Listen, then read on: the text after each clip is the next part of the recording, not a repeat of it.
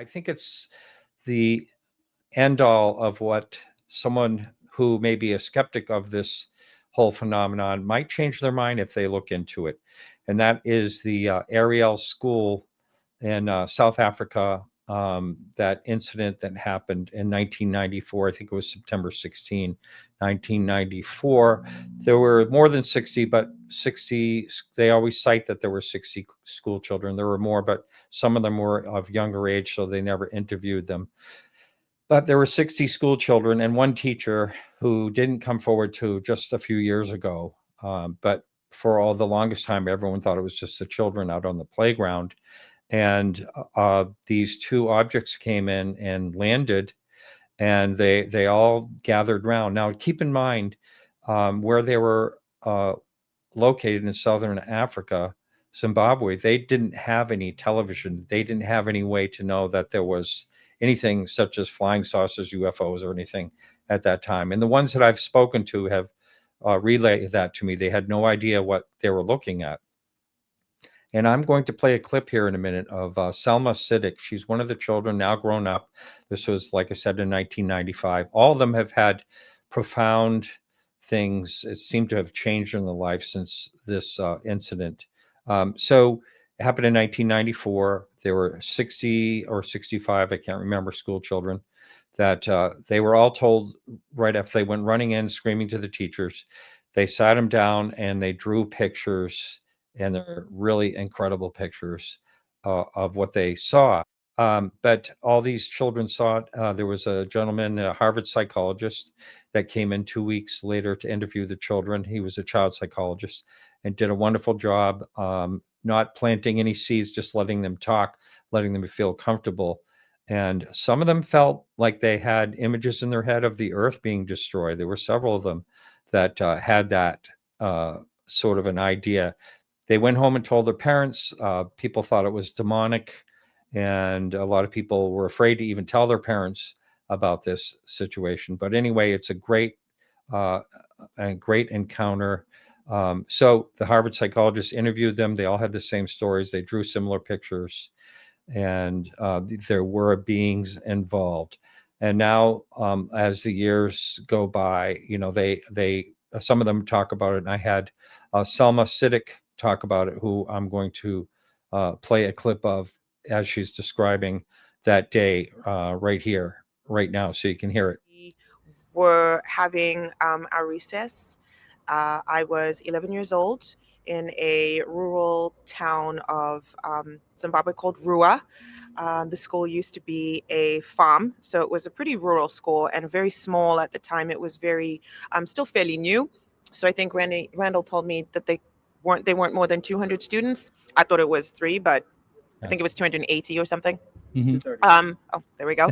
So not a lot. So our classes were pretty small, but we were having recess, and I was with my usual friends, as you do. We're eating our lunch, and we saw something shiny a ways away in the bush. It was pretty much bush because apart from the playground, it's a savanna region, so there was very tall grass and a lot of trees and a lot of like koppies, which I guess are like it's a very like a stony hill, so a lot of granite rock. So we saw something shiny over on these koppies, and then it was flashing. You could see it, and then you couldn't see it, or it could have actually been flashing. We couldn't. I still don't know today, but it was incredibly, incredibly bright, and very different from anything we had seen before. And then my friend, who I was standing next to, she and I saw like a being, I guess. And if there were multiple beings, I don't know, but they all looked exactly the same. And Did you actually walk toward the object? we did not walk towards the object. We walked toward the barrier of the playground, which is sort of where the being was, but not cross the barrier. We didn't cross the barrier. So it was really a lot of, we were inquisitive. What is this? I don't know what this is. And it's sort of, any human being is going to try and rationalize what it is that they're seeing. And as an 11-year-old, we couldn't really put into words what it was we were seeing and trying to justify it. And so, it was very in like a human-esque form, but much shorter, really big head, really big eyes. If it did have a nose, couldn't really see it, but also the skin pigmentation was very, very different. It was very odd. It was nothing like I'd ever seen before.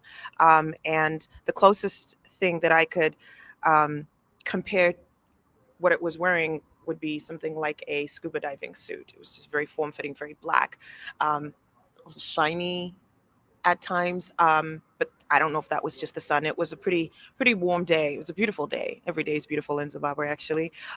So it was just a very normal day, and then this happened. It was very, very immense, very intense, and clearly has changed my life.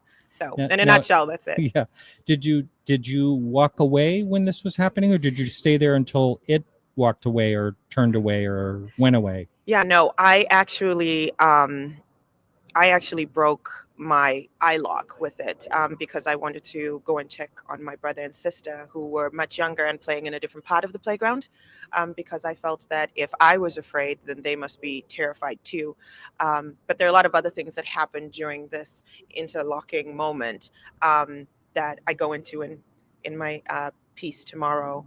But once I let go of my friend's hand and I disconnected from that gaze, which was not an easy thing to do at all, I feel like it took every ounce of effort and energy from me, and I felt absolutely exhausted afterward. I didn't see it again. Wow. So that was Salma, Siddick. And I also want to run this clip of Francis Chiramuuta. Because there was no light now shining on the craft, you could tell it was a silver sort of color of the craft.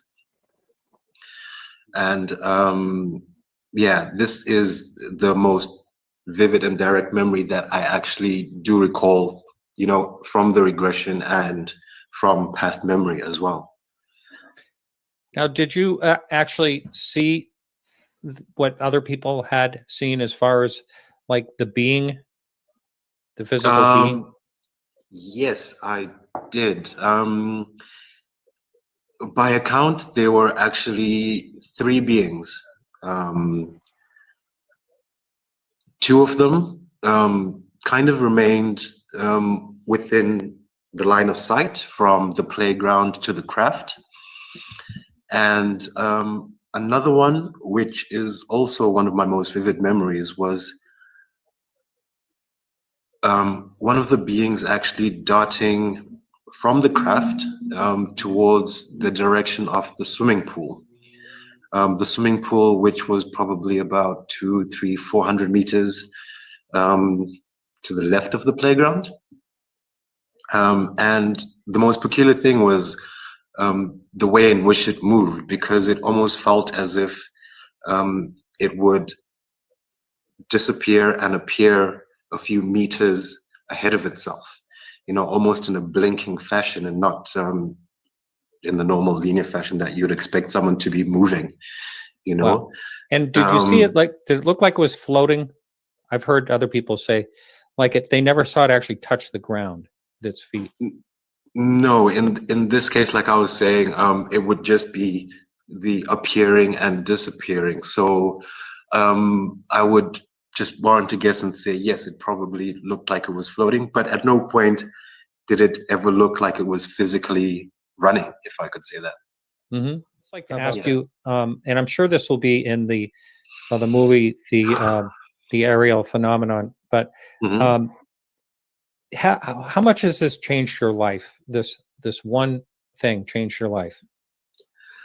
Oh gosh, you know, there was the longest part of my life when we're probably silent about it, and I guess within that silence, this whole sort of experience brews within you, and the longer that happens, I guess there comes a point where you decide whether you're going to confirm everything you know, or you're going to not deny it as such, but find a way to come to terms with it maybe not being true, right?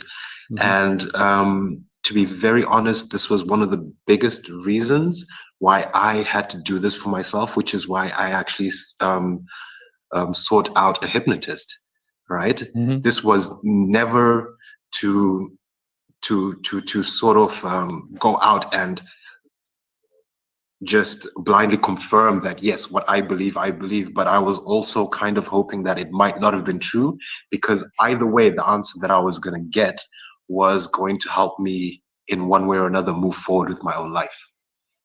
Right. I get that. The self-doubt was starting to creep in, and I was just ready for just a hint or an answer or something along those lines. But it has affected me in a lot more ways than one. First of all, the way I think. I'm very open-minded to a lot of things. I'm very tolerant to people and their thoughts, and their ideas and their viewpoints, because here I am with one of the most craziest stories anyone can actually sit here and tell someone. And so, yeah, that kind of makes me believe in people a bit more, I guess. Well, that's it. And I just think that is, these are two witnesses from that one encounter, and anyone can take a look at the Ariel School. There's actually a movie made about that called The Ariel School Phenomenon. But that happened again back in 1994. I think it's a great one. And anyway, thank you so much.